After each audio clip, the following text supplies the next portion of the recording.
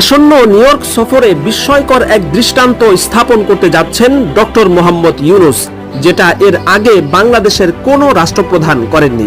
কারণ বাংলাদেশের রাষ্ট্রপ্রধানদের বিদেশ সফর মানেই ছিল হাতি ঘোড়া গাধার বিশাল এক বহর। যেমন শেখ হাসিনা তার সর্বশেষ বিদেশ যাত্রা চীন সফরে 196 জনের বিশাল বহর নিয়ে গিয়েছিলেন। এভাবেই এরা জনগণের টাকায় বিমান রিজার্ভ করে বিদেশে গিয়ে মৌজ মাস্তি করত।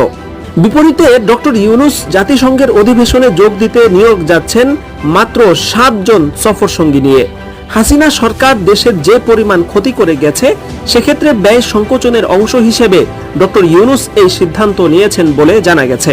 পররাষ্ট্র উপদেষ্টা তৌহিদ হোসেন গণমাধ্যমকে জানিয়েছেন, আগামী 22 থেকে 27 সেপ্টেম্বর পর্যন্ত প্রধান উপদেষ্টা নিউ ইয়র্ক সফর করবেন। এই সফরে তার সঙ্গে থাকবে এমন একটি প্রতিনিধি দল যার সদস্য সংখ্যা